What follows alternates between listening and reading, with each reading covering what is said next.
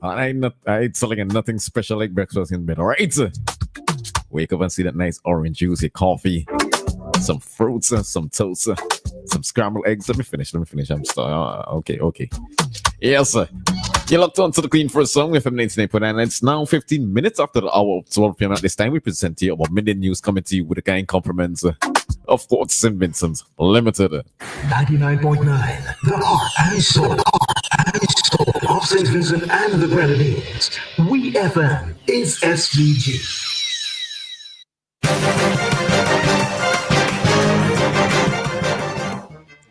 Good afternoon and welcome to VFM's Midday News, brought to you with the kind compliments of Court St. Vincent Limited.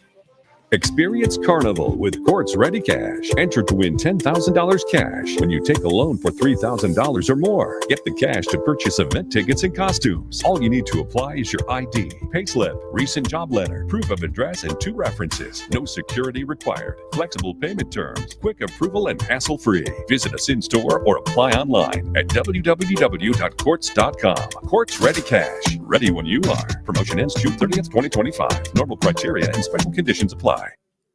Welcome back to VFM's Midday News, brought to you with the kind compliments of Court St. Vincent Limited. First, on the local scene, the Minister of Education, Honorable Curtis King, said the government continues to implement measures to support differently abled students and for overall inclusion.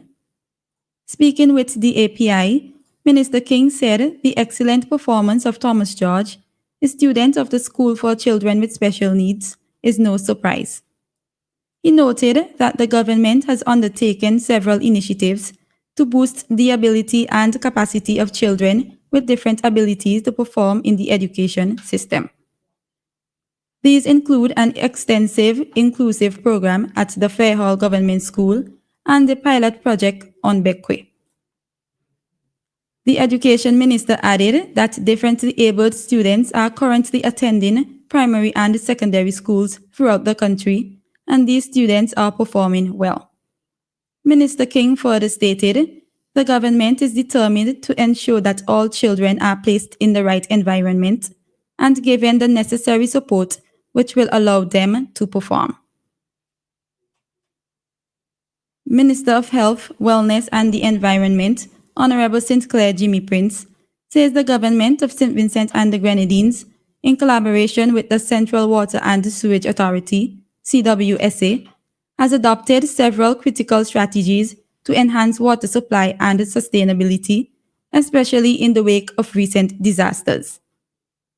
Minister Prince was speaking yesterday at the opening ceremony of the 8th Biennial Caribbean Water Operations Conference being held at the Beachcombers Hotel. Minister Prince noted that the global and regional context for water sustainability is increasingly complex, shaped by climate change, natural disasters, pandemics, and international supply chain disruptions. The minister noted that while mainland St. Vincent has relative water abundance, the Grenadines face unique vulnerabilities due to limited freshwater sources. Therefore, the CWSA has adopted several critical strategies to enhance water supply and sustainability, especially in the wake of recent disasters. Among them are technological advancements, smart metering, groundwater harvesting, emergency water supply to the Grenadines, and desalination. The 3-day conference will feature exhibitions, technical presentations, and networking sessions aimed at advancing regional collaboration, innovation, and sustainable water management practices. Still on the local scene, Honorable Carlos James, Minister of Tourism, said the government is realizing its vision for 1 university graduate per household. Minister James was addressing the graduating class of the St. Vincent and the Grenadines Community College, SVGCC, on Tuesday. Delivering remarks on behalf of the government, Minister James recognized the strength and determination of the graduates, noting that they overcame significant challenges during their academic journey, including the eruption of La Soufrière, the COVID-19 pandemic, and the recent impact of Hurricane Beryl. He described the class as a symbol of national resilience and pride, noting that their success reflects the country's continued investment in education. The minister also highlighted the government's long-term goal to ensure at least one college graduate in every household, emphasizing the role of education in national transformation. He encouraged graduates to take advantage of national scholarships and grants and called on families and communities to continue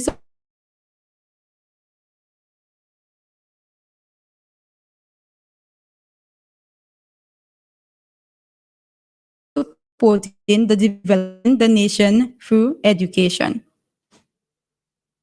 On to news in the region. Police have launched a manhunt for two gunmen who posed as passengers, shot and killed a taxi operator and another man in Miami Bay, St. Anne, Jamaica on Wednesday. The identities of the deceased have not yet been released.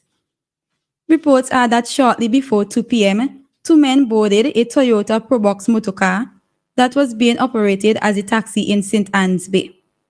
On reaching a section of Greenwich Acres in Miami Bay in the parish, the two men requested a stop, got out of the vehicle, then opened fire on the driver and another passenger.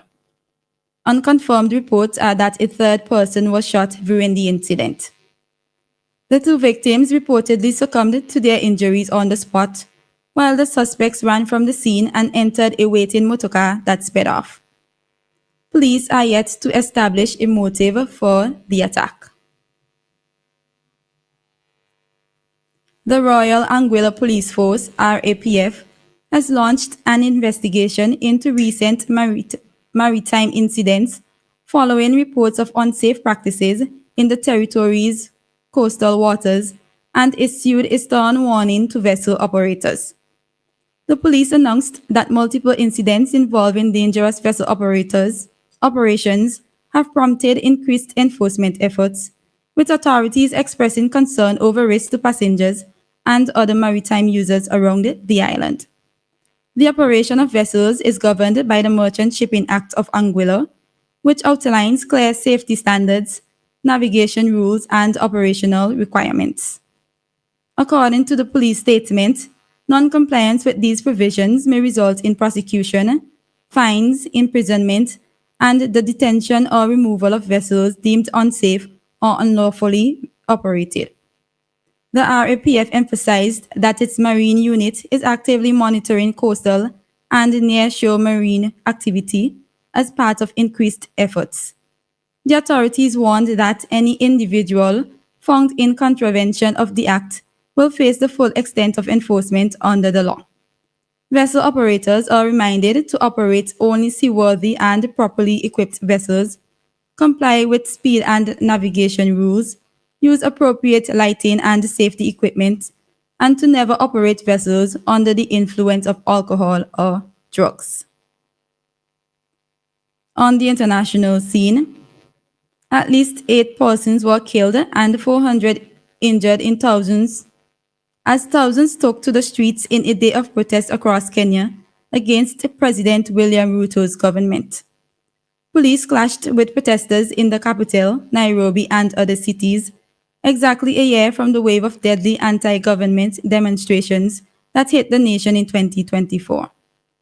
Many of those demonstrating chanted, "Ruto must go," and waved branches as a symbol of peaceful opposition to his rule. The government banned radio and live TV coverage of the protests, but its decree was overturned by the High Court in the capital. The president urged protesters not to threaten peace and stability as crowds tried to reach his official residence, but they were pushed back by police. His absence from State House was notable as young protesters threatened to storm it. The authorities have not yet given any casualty figures from Wednesday's protests, but the Kenya Medical Association, Law Society of Kenya, and the Police Reform Working Group said in a joint statement that at least 8 protesters were killed. Finally, in sports, St. Vincent and the Grenadines national women's triple jump record holder, Mikisha Welcome, has etched her name into the history books once again, this time in the long jump. Competing at the University of Toronto Twilight Meet number 3, the Canada-based athlete equaled a long-standing national record with a leap of 6.21 meters, matching the mark set by Marvette Collis back in 1994. Welcome nearly claimed the record outright with a jump of 6.22 meters, but the effort was ruled wide-aided due to a 2.3 meter per second reading, just over the legal limit of 2.0 meter per second. Despite narrowly missing sole ownership, the 23-year-old continues to show elite form as she builds on her already impressive track and field resume. This has been WeFM's Midday News. I have been your presenter, Shanika Stapleton. Join us again at 3 o'clock for WeFM's 3 p.m. news. WeFM's Midday News came to you with the kind compliments of Court St. Vincent Limited. Get ready! Quartz is having a massive 7-day sale from Monday 23rd to Monday June 30. Buy one, get one free. Purchase any item $1,299 and over and get a free gift from our exclusive list. And our specials get even sweeter on the weekends. Spin the wheel and win fantastic prizes. So hurry, don't miss out. Deals this hot won't last long. Visit us in store June 23rd to 30th. Quartz, bringing value home.